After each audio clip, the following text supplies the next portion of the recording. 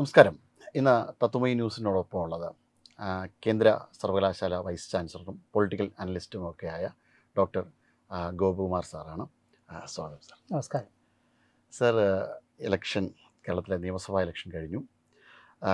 ഇപ്പോഴൊരു ഒരു സാഹചര്യത്തിൽ വലിയ കനത്ത പോളിംഗാണ്. ഏകദേശം 9 ലക്ഷത്തോളം വോട്ട് ഡിലീഷന് ശേഷം പോലും വലിയ രീതിയിൽ SIR-മായി ബന്ധപ്പെട്ട് 9 ലക്ഷത്തിൻ്റെ ഡിലീഷന് ശേഷം പോലും കനത്ത പോളിംഗാണ് ഉണ്ടായത്. എന്താണ് സാർ ഇത് സൂചിപ്പിക്കുന്നത്?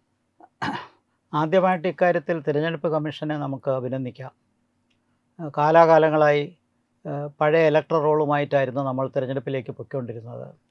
കാരണം നമ്മുടെ ജീവിതത്തിലും പ്രകൃതിയിലുമൊക്കെ ഒരുപാട് മാറ്റങ്ങളുണ്ടാകും. ആ മാറ്റത്തിൻ്റെ ഭാഗമാണ് നമ്മൾ താമസിക്കുന്ന സ്ഥലത്ത് നിന്ന് മാറി താമസിക്കുക, തൊഴിലന്വേഷിച്ച് മറ്റ് ജോലി സ്ഥലങ്ങളിൽ പോവുക, താൽക്കാലികമായി സ്ഥലത്ത് നിന്ന് മറ്റൊരു സ്ഥലത്തേക്ക് മാറുക, ചിലപ്പോൾ പെൺകുട്ടികൾ വിവാഹം കഴിഞ്ഞ് മറ്റൊരു സ്ഥലത്തേക്ക് മാറുക, പിന്നെ ഇതിനൊക്കെ പുറമെ മറ്റു രാജ്യങ്ങളിലേക്ക് പോവുക. ഇതിനോടൊപ്പം മനുഷ്യന് മരണം ഒഴിവാക്കാൻ പറ്റാത്തതാണ്. ഇതെല്ലാം സംഭവിക്കുന്നത് ഒരു 10 ദിവസത്തിനിടയ്ക്കാണെങ്കിലും ഒരുപാട് മാറ്റങ്ങളുണ്ടാകും.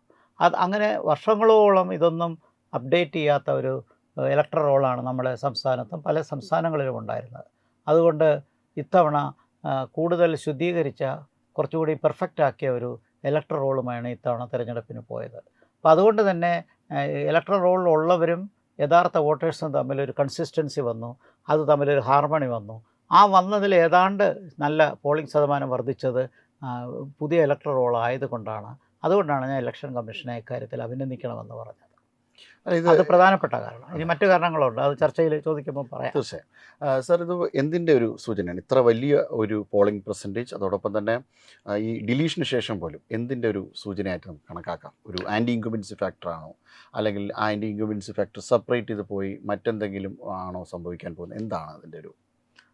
പൊതുവിൽ നമ്മൾ ഭാരതത്തെ ഒരു തെരഞ്ഞെടുപ്പ് ജനാധിപത്യം എന്നാണ് പറയപ്പെടുന്നത്. അത് വസ്തുതയുണ്ട് താനും. കാരണം തിരഞ്ഞെടുപ്പ് ജനാധിപത്യത്തിൻ്റെ ഉത്സവമാണെന്ന് പറയുന്നത് കൊണ്ടാണ്. സാധാരണക്കാരായ ആൾക്കാർക്ക് അന്ന് ആ ഒരു ദിവസം കിട്ടുന്ന ഒരു പ്രത്യേകത, സ്ഥാനം, വലിപ്പം, വാല്യൂ, ഇതെല്ലാം നോക്കുമ്പോൾ തിരഞ്ഞെടുപ്പിൽ ജനങ്ങൾക്ക് ഉത്സാഹമുണ്ട്. ആ ഉത്സാഹം കേരളത്തിൽ നല്ലതായിട്ടുണ്ട്. ഇത്തവണത്തെ പ്രത്യേകത, ശുദ്ധീകരിച്ച ഇലക്ട്രൽ റോളിനെ കുറിച്ച് ഞാൻ പറഞ്ഞു. മറ്റ് ചില കാരണങ്ങളുണ്ട്. ഞാനതിനെ രണ്ടായിട്ട് തരംതിരിക്കാം. ഒന്ന് ഭരണവിരുദ്ധ വികാരം തന്നെയാണ്. ആ ഭരണവിരുദ്ധ വികാരം വളരെ ശക്തമായി വന്നതിൻ്റെ ഒരു ലക്ഷണം ഈ പോളിംഗ് വർധനവിൽ, പ്രത്യേകിച്ച് സ്ത്രീകളുടെ കൂടുതൽ വോട്ട് ചെയ്യാൻ വന്നതുൾപ്പെടെ കാണാം. അപ്പോൾ നമുക്കറിയാം, വിലക്കയറ്റം വളരെ രൂക്ഷമാണ്, തൊഴിലില്ലായ്മയും വളരെ രൂക്ഷമാണ്, സംസ്ഥാനത്തിൻ്റെ സാമ്പത്തിക കെടുകാര്യസ്ഥത അതും വളരെ വ്യക്തമാണ്. പിന്നെ അഴിമതിയാണെങ്കിൽ ഇൻസ്റ്റിറ്റ്യൂഷണൽ കറപ്ഷനുമുണ്ട്, സാധാരണ നിലയിലുള്ള അഴിമതിയുമുണ്ട്. പിന്നെ സ്വർണ്ണക്കൊള്ളയുടെ കാര്യം നമുക്കെടുത്ത് പറയേണ്ട കാര്യമാണ്. പിന്നെ ആരോഗ്യരംഗത്ത്, പൊതുജന ആരോഗ്യരംഗത്ത് ഒരുപാട് തിരിച്ചടികളുണ്ടായിട്ടുണ്ട്. ഇപ്പോൾ സ്വകാര്യ ആശുപത്രികളൊക്കെ മൾട്ടിനാഷണൽ കമ്പനികൾ വന്ന് വിലയ്ക്ക് വാങ്ങുകയാണ്. അപ്പോൾ മിഡിൽ ക്ലാസ്സിനും എബോവ് മിഡിൽ ക്ലാസ്സിനും അവിടെ പോകാൻ പറ്റും. പക്ഷേ സാധാരണക്കാരായ ആൾക്കാർക്ക് പബ്ലിക് ഫണ്ടഡ് ഹോസ്പിറ്റൽസിൽ അല്ലെങ്കിൽ ജനറൽ ഹോസ്പിറ്റലിൽ അങ്ങനെയുള്ളിടത്തേ പോകാൻ പറ്റുള്ളൂ. പക്ഷേ സർക്കാർ ആശുപത്രിയിൽ ആവശ്യത്തിന് മരുന്നില്ല, ഉപകരണങ്ങളില്ല, ആവശ്യത്തിന് ഡോക്ടർമാരില്ല. നമ്മളിതൊക്കെ കഴിഞ്ഞ 5 കൊല്ലത്തിനിടയ്ക്ക് ഒരുപാട് ചർച്ച ചെയ്ത കാര്യമാണ്. അങ്ങനൊരു അവസ്ഥ നിൽക്കുമ്പോൾ പാവപ്പെട്ട ആൾക്കാർക്ക് ശരിക്കും ബാധിച്ചു. ഇതെല്ലാം ഭരണവിരുദ്ധ വികാരതയുടെ തള്ളിച്ചയ്ക്ക് കാരണമായി. വിദ്യാഭ്യാസ രംഗം, പ്രത്യേകിച്ച് ഉന്നത വിദ്യാഭ്യാസ രംഗത്തുള്ള അഴിമതിയും അവിടെയുള്ള അമിത രാഷ്ട്രീയവൽക്കരണവും ഇതെല്ലാം ഭരണവിരുദ്ധ വികാരത്തിന് കാരണമായി. അപ്പോൾ ഭരണവിരുദ്ധ വികാരം തീർച്ചയായിട്ടും പോളിംഗ് വർധനവിന് കാരണമാക്കി എന്ന് ഞാൻ SIR-ൻ്റെ ക്രെഡിറ്റ് കൊടുത്തതിന് ശേഷം 2ാം സ്ഥാനം അതിന് തന്നെയാണ് കൊടുക്കുന്നത്. ഇത് ഒരു ഫാക്ടറുള്ളത്, ഈ ഭരണവിരുദ്ധ വികാരം വരുമ്പോൾ അത് പ്രതിപക്ഷത്തുള്ള 2 മുന്നണികളുണ്ട്. ഒന്ന് യുണൈറ്റഡ് ഡെമോക്രാറ്റിക് ഫ്രണ്ട്, മറ്റത് നാഷണൽ ഡെമോക്രാറ്റിക് അലയൻസ്. അപ്പോൾ അവർ തമ്മിൽ തുല്യമായിട്ടല്ല, പക്ഷേ അത് വീതിച്ചു പോകുന്നുള്ളതാണ് രണ്ടാമത്തെ കാരണം. അപ്പോൾ ഇതിനപ്പുറം ഒരു കാരണം കൂടി ഞാൻ പറയാം. അപ്പോൾ ആദ്യം ഇലക്ഷൻ കമ്മീഷൻ്റെ പറഞ്ഞു, രണ്ടാമത് ആൻറ്റി ഇൻകംബൻസി പറഞ്ഞു. പക്ഷേ ആൻറ്റി ഇൻകംബൻസിയിൽ ഇങ്ങനൊരു ഡിവിഷൻ വരാൻ സാധ്യതയുണ്ട്. തേർഡ് ഫാക്ടർ എന്ന് പറയുന്നത് കേരളത്തിലെ പരമ്പരാഗതമായ ബൈപോളാർ കോalition പാറ്റേൺ തകരുന്നതാണ്. ഈ തെരഞ്ഞെടുപ്പിൽ നമുക്കത് വളരെ വ്യക്തമായിട്ട് കാണാവുന്നതാണ്. സാങ്കേതികപരമായിട്ട് 3ാം മുന്നണി വന്നിട്ട് കുറക്കാലമായി. പക്ഷേ 3ാം മുന്നണി ശക്തിപ്പെട്ടത് 2024 ലോക്സഭാ തിരഞ്ഞെടുപ്പിൽ വന്ന 20% പോളിങ്ങും, പിന്നീട് അതിനോട് അടുത്ത വർഷം 6 മാസം കഴിഞ്ഞ് നടന്ന പഞ്ചായത്ത് തിരഞ്ഞെടുപ്പുകളുമാണ്. പഞ്ചായത്ത് തിരഞ്ഞെടുപ്പിൽ NDAക്ക് നിർണായകമായ വളർച്ച തിരുവനന്തപുരം കോർപ്പറേഷൻ പിടിച്ചടക്കാൻ പറ്റി. കൊടുങ്ങല്ലൂർ, അതേപോലെ തന്നെ തൃപ്പൂണിത്തുറ, പിന്നെ പാലക്കാട്, അവിടെയൊക്കെ മുനിസിപ്പാലിറ്റികളിലുള്ള ഭരണത്തിലേക്ക് വരാനോ അതിനടുത്ത് വരാനോ കഴിഞ്ഞു. അപ്പോൾ അതും ഒരു പ്രസക്തിയാണ്. അപ്പോൾ അതിന് കുറച്ചുകൂടി ഒരു അക്സെപ്റ്റൻസും ക്രെഡിബിലിറ്റിയും ഒക്കെ വന്നു. പരമ്പരാഗതമായി NDAക്ക് ഉണ്ടായിരുന്ന തൊട്ടുകൂടായ്മ മാറി അത് കുറച്ചുകൂടി വിപുലീകരിച്ച് BDJSനോടൊപ്പം 2020 കൂടി വന്നപ്പോൾ ആ മത്സരം NDA ഒന്ന് ശക്തിപ്പെടുത്തിയപ്പോൾ 2 മുന്നണികൾ പ്രതിപക്ഷത്ത് നിന്നും ഭരണമുന്നണിയും മറ്റൊന്ന്, ഈ 3 മുന്നണികളും ഒരുപോലെ മത്സരിക്കുന്നു. ഒരുപോലെ മത്സരിച്ചാൽ റിസോഴ്സസിൻ്റെ കാര്യത്തിലും ക്യാമ്പയിൻ്റെ കാര്യത്തിലും അർത്ഥത്തിൻ്റെ ആളിൻ്റെ കാര്യത്തിലുമൊക്കെ. ആ തിരഞ്ഞെടുപ്പ് വിധി എങ്ങനെ ആയാലും ഈ 3 മുന്നണികൾ രംഗത്ത് കോമ്പീറ്റ് ചെയ്ത് വന്നപ്പോൾ ആ കോമ്പറ്റീഷൻ 3 പാർട്ടികളും 3 മുന്നണികളും ശ്രദ്ധിച്ചത് അവരുടെ അണികളെയും അവരുടെ വോട്ടേഴ്സിനെയും അവരുടെ അനുഭാവികളെയൊക്കെ കൃത്യമായിട്ട് പോളിംഗ് സ്റ്റേഷനിൽ എത്തിക്കാൻ ശ്രമിച്ചു. ഇത് മറ്റൊരു കാരണമാണ്. അതിൻ്റെ വിധി എങ്ങനെയാണെങ്കിലും 3 മുന്നണികളും അതിൽ താല്പര്യം കാണിച്ചു. ആ താല്പര്യം കാണിച്ചത് തീർച്ചയായിട്ടും അതിൻ്റെ ഔട്ട്കം വരുമ്പോഴത്തേക്കും അത് നമുക്ക് ഇപ്പോഴേ അത് ചർച്ച ചെയ്യണമെങ്കിൽ അതിലേക്ക് ചർച്ച വരാം. അതല്ലെങ്കിൽ തീർച്ചയായിട്ടും ആ 3 മുന്നണികളുടെ കോമ്പറ്റീഷൻ പോളിംഗ് റേറ്റിനെ വർദ്ധിപ്പിച്ച 3ാമത്തെ കാരണമാണ്.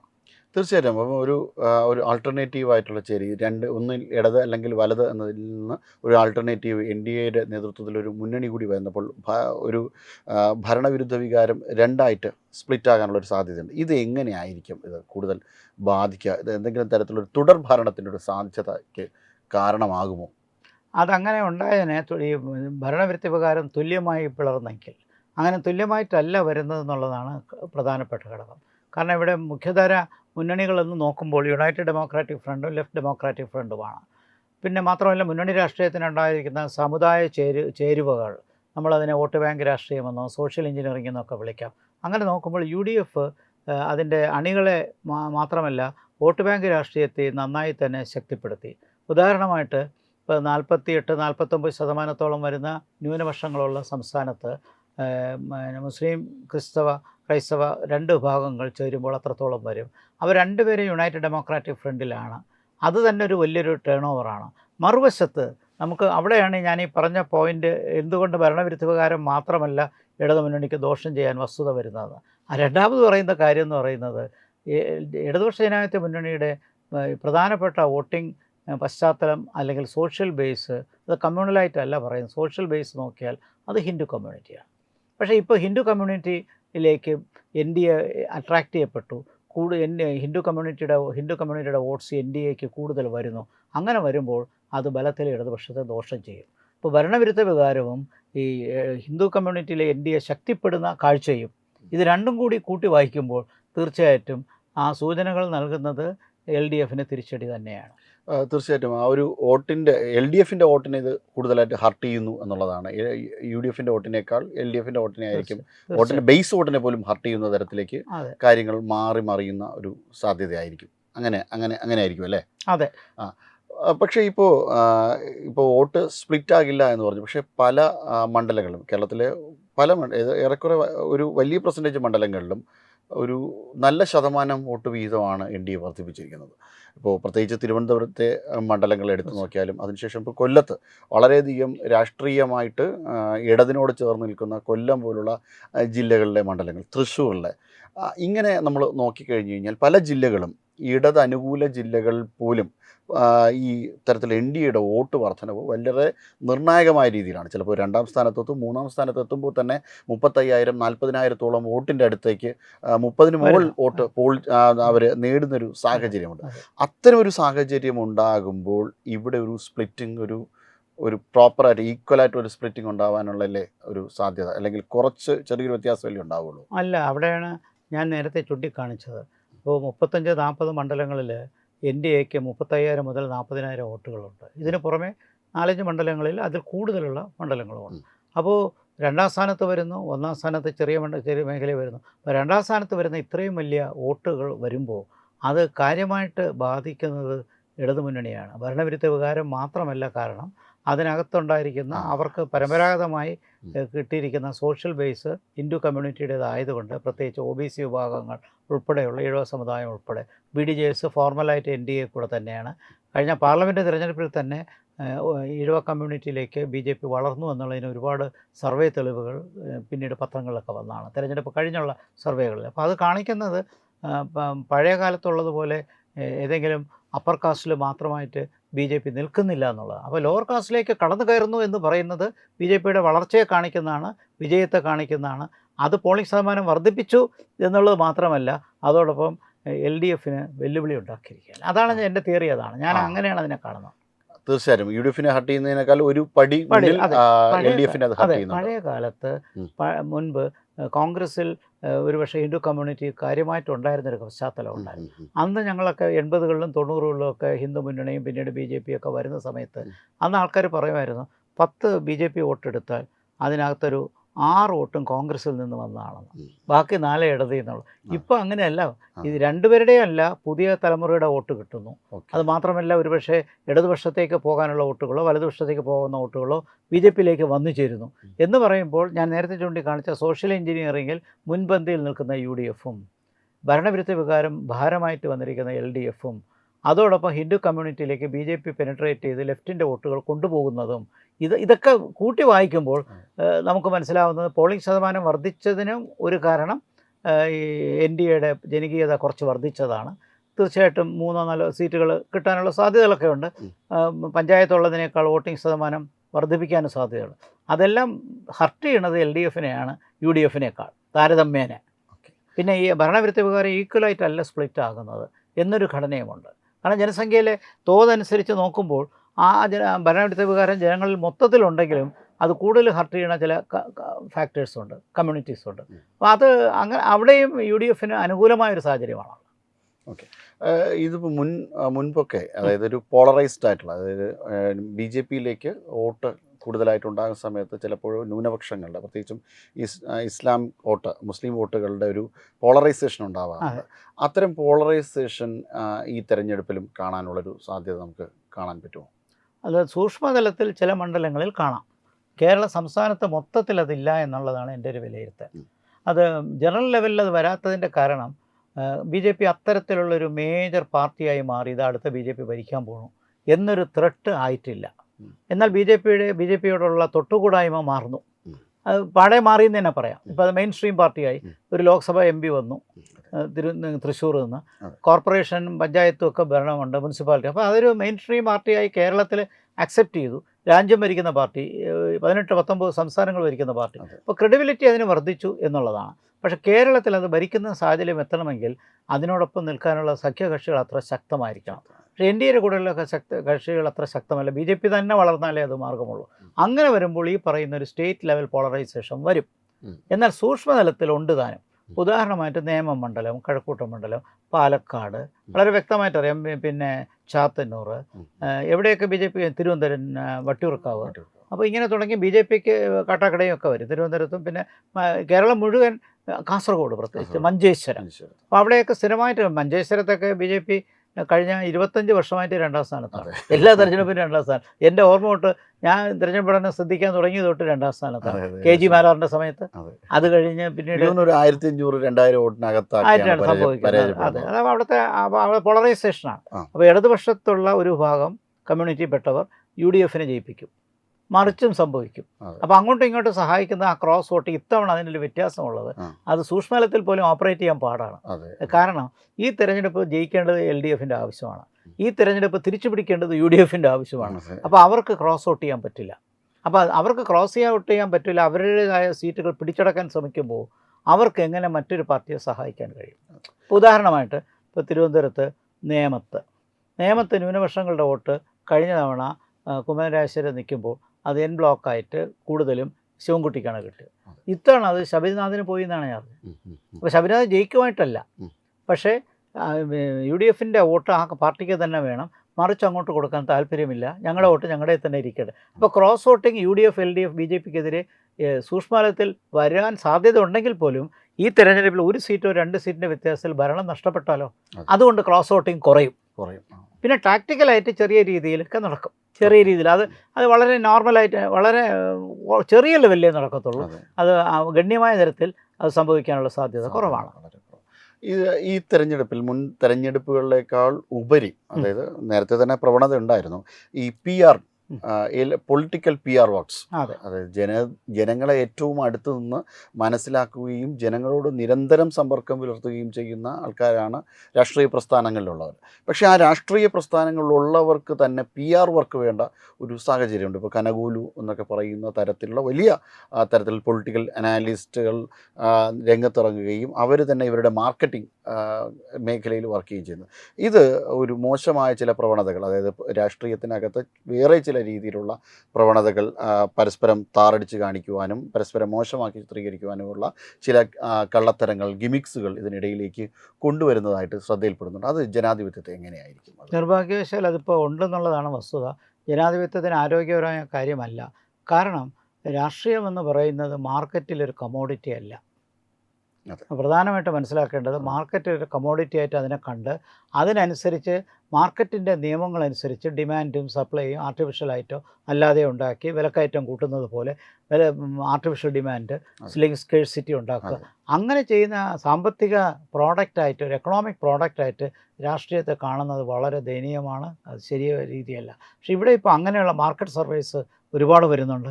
മാർക്കറ്റിൽ കാണിക്കുന്ന ജിമ്മിക്സ് എല്ലാം രാഷ്ട്രീയത്തിൽ കാണിക്കുന്നു. അതിനോടൊപ്പം തന്നെ സോഷ്യൽ മീഡിയ മറ്റൊരു മേഖല, അതിലും വലിയ രീതിയിൽ പ്രവർത്തിക്കുന്നു. അവിടെയൊക്കെ സൈബർ ആർമി അല്ലെങ്കിൽ സൈബർ ഗൂൺസ് എന്നൊക്കെ പറഞ്ഞ് വ്യക്തിപരമായിട്ട് താറടിച്ച് കാണിച്ച് ആൾക്കാരെ അങ്ങേയറ്റം മോശം ആക്കുന്ന രീതിയിൽ, അതെല്ലാം യഥാർത്ഥത്തിൽ ആരോഗ്യപരമായ രാഷ്ട്രീയ ചർച്ചകൾക്കും അഭിപ്രായ വ്യത്യാസങ്ങൾക്കും ഉണ്ടാകുന്ന സംവാദത്തിനും എല്ലാം ദോഷകരമാണ്. അത് വളരെ പോപ്പുലിസ്റ്റാണെന്ന് തോന്നും, പക്ഷേ സംവാദമില്ല. ഞാൻ ഉദാഹരണം പറഞ്ഞു കഴിഞ്ഞാൽ, ഇപ്പോൾ ഇലക്ഷൻ മാനിഫെസ്റ്റോ ഈ തെരഞ്ഞെടുപ്പിൽ ആരാ ചർച്ച ചെയ്തത്? കാരണം ഒരു 10 ദിവസം മുമ്പാണ് BJPയുടെ മാനിഫെസ്റ്റോ വന്നത്. ഒരു 5 ദിവസം മുമ്പാണ് LDFിൻ്റെയും UDFിൻ്റെയും ഒരേ ദിവസം തന്നെ വന്നത്. പിന്നെ ആർക്ക് എന്ത് ചർച്ച ചെയ്യാൻ സമയം കിട്ടും? അതിനുമുമ്പ് ഇലക്ഷൻ്റെ പീക്ക് എത്തിക്കഴിഞ്ഞ ആൾക്കാരെല്ലാം അതിലേക്ക് കൂടുതൽ ശ്രദ്ധയായി. അപ്പോൾ കോമ്പറ്റീഷനും കോൺഫ്ലിക്റ്റും വന്നു, വ്യക്തിപരമായ ആക്ഷേപം, അവസാന ദിവസത്തെ സെൻസേഷണലിസം, ഇങ്ങനെയൊന്നും അല്ല മാനിഫെസ്റ്റോകളൊക്കെ വരേണ്ടത്. അപ്പോൾ ആ നിലയ്ക്ക് നോക്കുമ്പോൾ പറഞ്ഞത് ജനാധിപത്യത്തിന് പലതുകൊണ്ടും, ഈ കനകോലുവിൻ്റെ മാത്രമല്ല, കമേഴ്ഷ്യലൈസേഷൻ ഓഫ് പൊളിറ്റിക്സും മാർക്കറ്റ് സർവീസും അതിനൊക്കെ പുറമെ പേഴ്സണലായിട്ട് ആൾക്കാരെ ബുദ്ധിമുട്ടിക്കുന്ന രീതിയിൽ ഇന്ന് താറടിക്കിട്ട് കാണിക്കുന്നതുമെല്ലാം നല്ല രാഷ്ട്രീയത്തിന് ചേർന്ന കാര്യമല്ല. നിർഭാഗ്യവശാൽ തെരഞ്ഞെടുപ്പ് സമയത്ത് അനാരോഗ്യ പ്രവണതകൾ ഉണ്ടാകുന്നുണ്ട്. മുമ്പ് അക്രമങ്ങൾ ഉണ്ടായിട്ടുണ്ട്, പക്ഷെ അപ്പോഴും രാഷ്ട്രീയത്തിൻ്റെ സംവാദം നഷ്ടപ്പെട്ടില്ല. കാരണം EMS ഒരു ചോദ്യം ചോദിച്ചു കഴിഞ്ഞാൽ അപ്പുറത്ത് നിന്ന് മറുവശത്ത് നിന്ന് മറ്റൊരു നേതാവ് മറുപടി പറയും. അപ്പോൾ ആ സംവാദത്തിൽ പത്രത്തിലേക്ക് ആൾക്കാർ ചർച്ച ചെയ്യാൻ പോകും. അത് ഞാൻ രാഷ്ട്രീയം ശ്രദ്ധിക്കാൻ തുടങ്ങിയിട്ട് ഒത്തിരി കാലമായി. ഞാനിപ്പോഴും ഓർക്കുന്ന പല ചർച്ചകളും പല വേദികളും, അന്ന് AK ഗോപാലൻ പറയുന്നു, മന്നത്ത് പത്മനാഭൻ മറുപടി പറയുന്നു, EMS മറുപടി പറയുന്നു, അതുപോലെ മറ്റ് രാഷ്ട്രീയ നേതാക്കന്മാർ ഓരോന്നിനായിട്ട് മറുപടി പറയുന്നു. അതുപോലെ P പരമേശ്വർജി EMSന് ചോദ്യം ചെയ്യുന്നു, മറുപടി പറയുന്നു, ചരിത്ര അവലോകനം വരുന്നു. അത്തരം നല്ല ആരോഗ്യപരമായ സംവാദമാണ് രാഷ്ട്രീയത്തെ നന്നാക്കുന്നത്. പക്ഷേ ഇപ്പോൾ ഈ തെരഞ്ഞെടുപ്പിൽ പോലും BJP ഒരു 3-4 ഘട്ടമായിട്ട് ഏകദേശം 50-നകത്ത് ചോദ്യങ്ങൾ ഇടതുപക്ഷത്തിന് നേരെ ഉന്നയിച്ചിട്ടുണ്ട്. രാജീവ് ചന്ദ്രശേഖരൻ്റെയൊക്കെ നേതൃത്വത്തിൽ അതൊരു പോസിറ്റീവായിട്ടുള്ളൊരു സാഹചര്യം സൃഷ്ടിച്ചു. പക്ഷേ പലതിനും മറുപടി മറ്റൊരു തരത്തിലാണ് പറഞ്ഞത് എന്ന് മാത്രം. പക്ഷേ ഒരു പോസിറ്റീവ് പൊളിറ്റിക്സ്, രാജീവ് ചന്ദ്രശേഖരൻ്റെ നേതൃത്വത്തിൽ ഒരു പോസിറ്റീവ് പൊളിറ്റിക്സ്, വികസനം എന്ന രാഷ്ട്രീയത്തെ മുൻനിർത്തിക്കൊണ്ട് അവരുടെ ഡീൽ ആരോപണങ്ങളും മറ്റു ഭാഗങ്ങളിൽ നിന്ന് വരുമ്പോഴത്തേക്കും ഇവിടെ നിന്ന് ഒരു പോസിറ്റീവ് പൊളിറ്റിക്സ്, കേരളത്തിൽ വികസന കുതിപ്പ് വേണം എന്നൊരു നീഡ് ഒരു കോണിൽ നിന്നെങ്കിലും ഉയർന്നു കേൾക്കുന്നത് സത്യത്തിൽ അത് വാസ്തവത്തിൽ നല്ലൊരു കാര്യമാണ്. വികസനത്തെക്കുറിച്ച് മാത്രമായിട്ട് ചർച്ച കൊണ്ടുവരുമ്പോൾ അതിനകത്ത് വെൽഫെയർ വരും, ബാക്കി ഇഷ്യൂസ് എല്ലാം ഡെവലപ്മെൻറ്റുമായിട്ട് വരും. കാരണം ഡെവലപ്മെൻ്റ് എന്ന് പറയുന്നത് ഒരു ഓപ്പൺ എൻഡഡ് ആണ്, എല്ലാം ക്യാച്ച് ചെയ്യുന്ന ഒരു അംബ്രല കൺസെപ്റ്റാണ്. അപ്പോൾ അതിനകത്ത് നമുക്ക് എല്ലാം കൊണ്ടുവരാം, വെൽഫെയറും കൊണ്ടുവരാം, വയലൻസും ബാക്കി എക്കോണമിയും പോവർട്ടിയും ബാക്കി ഫോറിൻ പോളിസി എല്ലാ കാര്യങ്ങളും ഡെവലപ്മെൻറ്റിനകത്ത് കൊണ്ടുവരാം. അത് നല്ലൊരു കാഴ്ചപ്പാടാണ്. വാസ്തവത്തിൽ അത് ഇത്തവണ NDA അല്ലെങ്കിൽ BJP അത് ചെയ്തത് നല്ലൊരു കാര്യമാണ്. കാരണം അങ്ങനെ ചെയ്യുമ്പോൾ ആൾക്കാരെ അതിലേക്ക് ആകർഷിക്കാൻ പറ്റും. എല്ലാം നമ്മൾ വോട്ട് ബാങ്ക് രാഷ്ട്രീയം, സോഷ്യൽ എഞ്ചിനീയറിങ്, ജാതി, മതം എന്ന് പറയുന്നതിനേക്കാൾ എത്രയോ നല്ലതാണ് വിലക്കയറ്റം നിയന്ത്രിക്കുക, തൊഴിലില്ലായ്മ മാറ്റുക, നാട്ടിലെ വിദ്യാഭ്യാസത്തിൻ്റെ ക്വാളിറ്റി നന്നാക്കുക, ആരോഗ്യരംഗം പ്രത്യേകമായിട്ട് മുന്നോട്ട് കൊണ്ടുവരിക. അപ്പോൾ അങ്ങനെ ഓരോന്നും രാജ്യത്തിൻ്റെ വളർച്ച, സംസ്ഥാനത്തിൻ്റെ വളർച്ച, അങ്ങനെ വളർച്ചയും പുരോഗതിയും അതിൽ സമൂഹത്തിനെ ഉയർത്തി കൊണ്ടുവരുന്ന അത് നല്ല കാര്യമാണ്. ഡെവലപ്മെൻറ്റ് പൊളിറ്റിക്സ് തന്നെയാണ് ഇനി വേണ്ടത്. പ്രത്യേകിച്ചും ഏജൻസി കാലഘട്ടത്തിൽ അവർ ഏറ്റവും കൂടുതൽ ഫോക്കസ് ചെയ്യുന്ന തങ്ങൾക്ക് എന്ത് ലഭിക്കും എന്നുള്ളതാണ്. ഒരു വലിയ മൈഗ്രേഷൻ സംഭവിക്കുന്നുണ്ട് കേരളത്തിൽ നിന്ന്.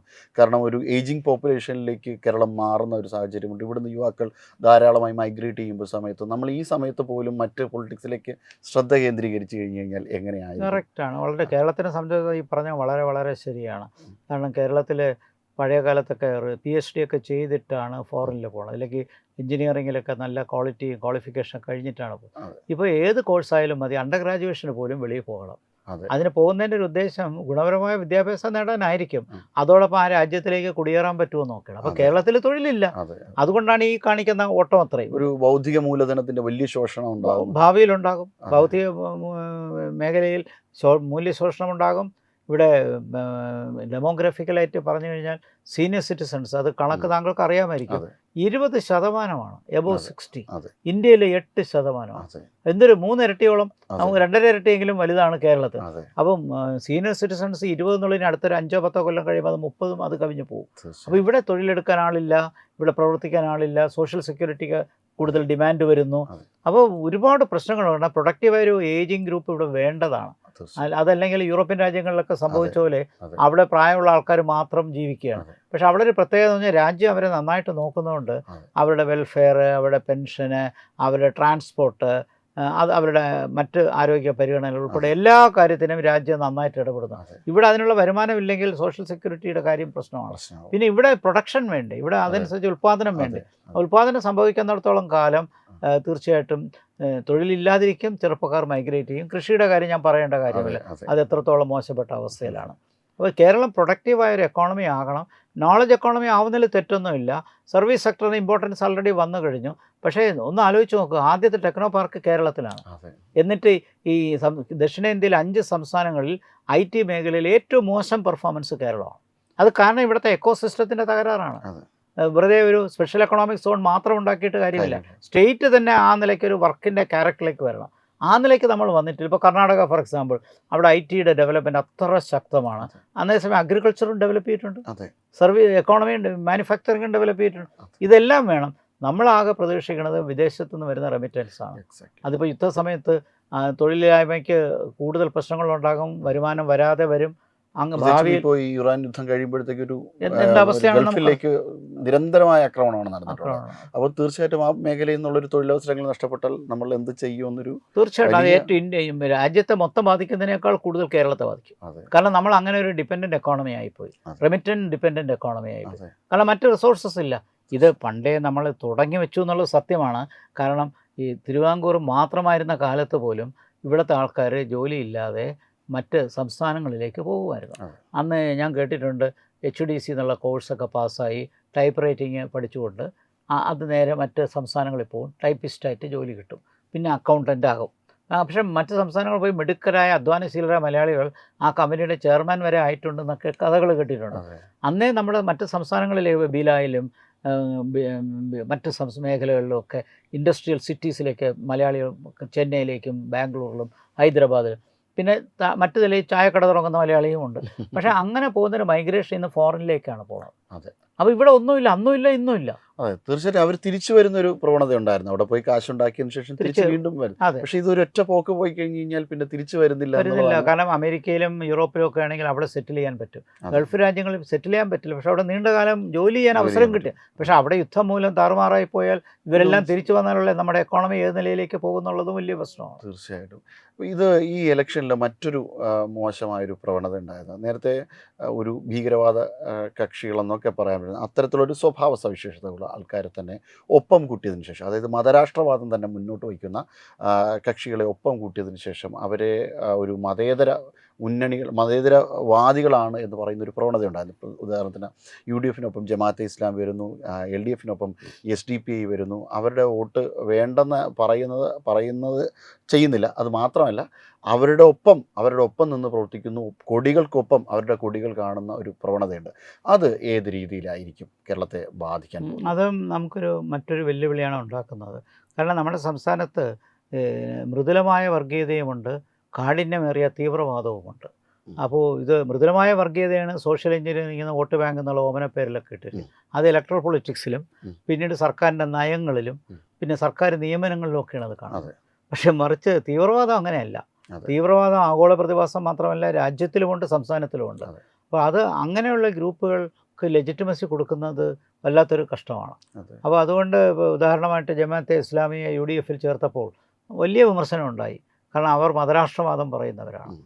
SDP കാര്യം ഇടതുപക്ഷം അവർ വോട്ട് ചെയ്താൽ നമുക്ക് തടുക്കാൻ പറ്റില്ല എന്ന് ആദ്യം പറഞ്ഞു. പിന്നീട് പറഞ്ഞു ഞങ്ങളുടെ മുന്നണിയിൽ ചേർന്നു എന്നുള്ളത്. അപ്പോൾ ഈ രണ്ട് സംഘടനകളും, രണ്ട് പ്രധാനപ്പെട്ട മുന്നണികൾ ചേർന്നത് തന്നെ ഇവിടുത്തെ രാഷ്ട്രീയം നല്ല ദിശയ്ക്കല്ല പോകുന്നതെന്നുള്ളതിൻ്റെ ഒരു സൂചനയാണ്, ഒരു വാണിംഗ് ആണ്.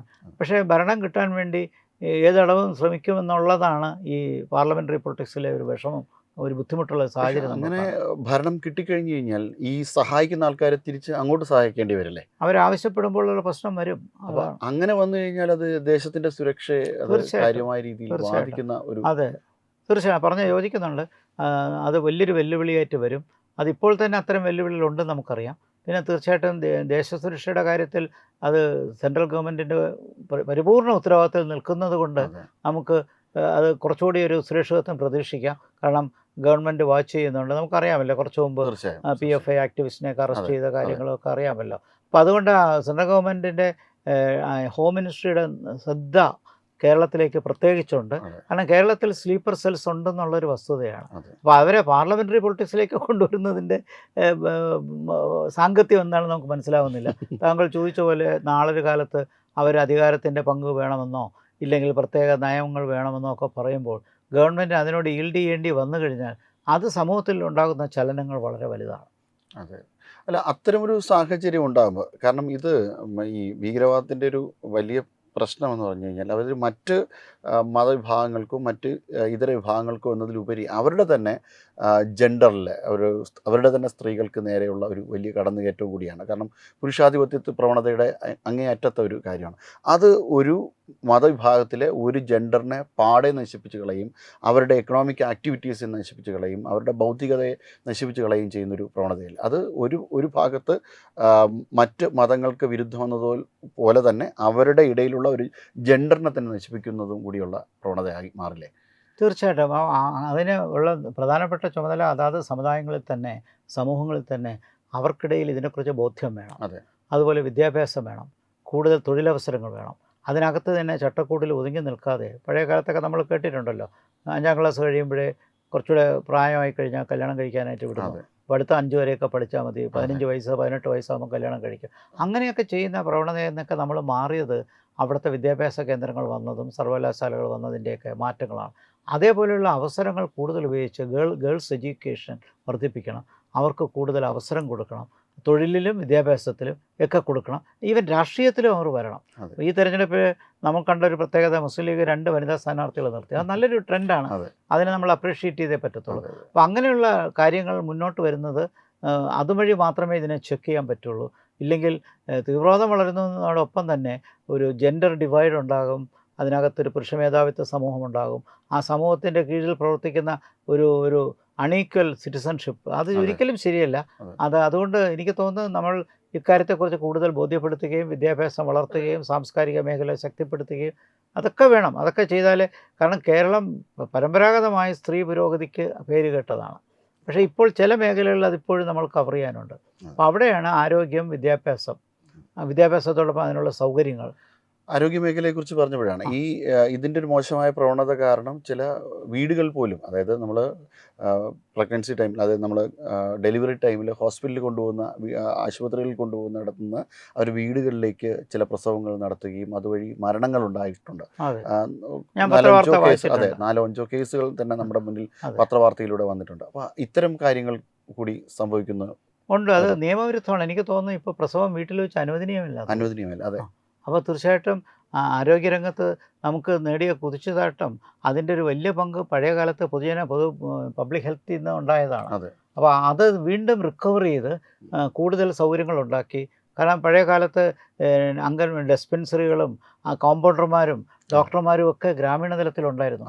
അതിന്ന് സ്വകാര്യ മേഖല കടന്നുകയറ്റത്തോടെ പൊതുമേഖല കുറച്ചൊന്ന് പിന്നോക്കടിച്ചിരിക്കുകയാണ്. അപ്പോൾ തീർച്ചയായിട്ടും ആരോഗ്യ മേഖലയിൽ കൂടുതൽ അവസരമുണ്ടാക്കി കൊടുക്കണം. സ്ത്രീകൾക്ക് ആരോഗ്യ സുരക്ഷയ്ക്ക് കൂടുതൽ പ്രാധാന്യം നൽകണം. തമിഴ്നാട് നല്ല ഉദാഹരണമാണ്. അവിടെ എത്ര വലിയ മാറ്റങ്ങൾ അക്കാര്യത്തിലുണ്ടായി. അതെ. ശിശുമരണ നിരക്കൊക്കെ നമ്മളിപ്പോഴും ബെറ്ററാണ്. ബെറ്ററാണ്. സ്ത്രീകളുടെ ആരോഗ്യത്തിലും അല്ല, ഈ ഒരു താരതമ്യം. മതാത്മകതയുടെ ഒരു പ്രകട സ്വഭാവം കടന്നു വരുന്നത് ഈ ഒരു അതെ ഏരിയകളിലേക്ക് അതെ വരുന്നുണ്ട്. അല്ല, അതിന് ഏറ്റവും നല്ലത് വിദ്യാഭ്യാസമാണ്. അതെ. പിന്നെ അതോടൊപ്പം പൊതു സമൂഹത്തിൽ ഇക്കാര്യങ്ങളൊക്കെ അറിയിച്ചു കൊടുക്കുക, അതെ. മനസ്സിലാക്കി കൊടുക്കുക. സമൂഹത്തിൽ എല്ലാവർക്കും, സ്റ്റേക്ക് ഹോൾഡേഴ്സിനൊക്കെ ഇത് അതെ. വലിയ ഉത്തരവാദിത്തമാണ്. 9 ലക്ഷത്തോളം വോട്ട് ഡിലീഷൻ സംഭവിച്ചു. ഈ 9 ലക്ഷം ഡിലീഷൻ നടന്നു, 2 ലക്ഷത്തിൻ്റെ അഡീഷൻ നടന്നു. പക്ഷേ ഈ ഇതിൽ ഉൾപ്പെട്ട പലരിലും, അതായത് പല ആൾക്കാരുടെയും വളരെ എന്താ ആവശ്യമില്ലാത്ത ഡിലീഷൻസ് സംഭവിച്ചു എന്നൊക്കെയാണ് പറയപ്പെടുന്നത്. പലരെയും വിളിച്ച് അങ്ങോട്ട് പറഞ്ഞിട്ട് പോലും അത് ഉൾപ്പെടുത്താത്ത ഒരു കാര്യങ്ങൾ പോലും ഉണ്ടായിട്ടുണ്ടെന്ന് അറിയുന്നു. എന്താണ് അതിൻ്റെ പിന്നിലൊരു? ഇപ്പോൾ നമ്മുടെ ബൃഹത്തായ ഒരു സമൂഹമാണ്, ജനസമൂഹമാണ്.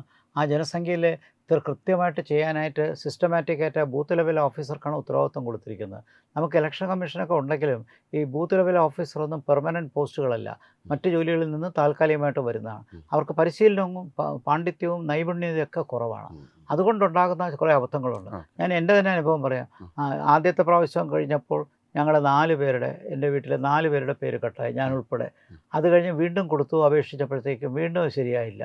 അപ്പോൾ മൂന്നാമത് ഞാൻ ബൂത്ത് ലെവൽ ഓഫീസറെ വീണ്ടും വിളിച്ചു പറഞ്ഞപ്പോൾ അവർ പറഞ്ഞു, സാറേ ഇതുപോലെ ഒരുപാട് കംപ്ലയിൻറ്റ് വന്നിട്ടുണ്ട്. അപ്പോൾ അവരോടൊക്കെ നമ്മൾ പറഞ്ഞിരിക്കുന്നത്, ഡൽഹിയിൽ നിന്ന് പറഞ്ഞിരിക്കുന്നത്, പാസ്പോർട്ടിൻ്റെ കോപ്പി ഉണ്ടെങ്കിൽ അത്, ആധാറിൻ്റെ കോപ്പി ഉണ്ടെങ്കിൽ അത്, അതല്ലെങ്കിൽ പാൻ കാർഡ് ഉണ്ടെങ്കിൽ ഇത് ഏതെങ്കിലുമൊക്കെ ഉണ്ടെങ്കിൽ നമുക്കത് കാണിക്കാം, അത് ഉൾപ്പെടെ സാർ ഒന്നും കൂടി അയച്ചു തരൂ. അപ്പോൾ ഞാനത് വീണ്ടും ചെയ്തപ്പോൾ അത് വീണ്ടും വന്നു. അപ്പോൾ ചുരുക്കത്തിൽ ഈ പെർഫെക്ഷന് വേണ്ടി ഇങ്ങനെയുള്ള കാര്യങ്ങൾ ചെയ്യുമ്പോൾ വളരെ താഴെത്തട്ടിലുള്ള ആൾക്കാർക്ക് ഇതിനൊന്നും കഴിവില്ലെങ്കിൽ, അവരതിനുവേണ്ടി മെനക്കെട്ടില്ലെങ്കിൽ അവർക്ക് ചേർക്കാൻ പറ്റില്ല. അപ്പം സ്ട്രിക്റ്റ് ആകുന്നത് നല്ലത് തന്നെയാണ്, നിയമവാഴ്ച ആവശ്യമാണ്. പക്ഷേ ബൂത്ത് ലെവൽ ഓഫീസറുടെ ഉത്തരവാദിത്വമാണ് ആ ബൂത്തിൽ ആരുടെയും പേര് വെട്ടിപ്പോയിട്ടില്ല, അവിടെയുള്ള ആൾക്കാരുടെ ആരുടെയും പേര് വെട്ടിപ്പോയിട്ടില്ല. പൗരന്മാരെ എല്ലാവർക്കും അതിന് ഏറ്റവും പ്രധാനം പൗരാവകാശമാണ്. പൗരനാണെങ്കിൽ തീർച്ചയായിട്ടും അയാൾക്ക് വോട്ടവകാശമുണ്ട്. തീർച്ചയായിട്ടും അനാവശ്യമായിട്ടുള്ള മോശമായിട്ടുള്ള പ്രവണതകൾ അവസാനിക്കട്ടെ, നല്ല പ്രവണതകൾ കയറിവട്ടെ, വികസന രാഷ്ട്രീയത്തിലൂടെ ഒരു വികസന കേരളം ഉണ്ടാകാനുള്ളൊരു സാധ്യത തെളിയട്ടെ.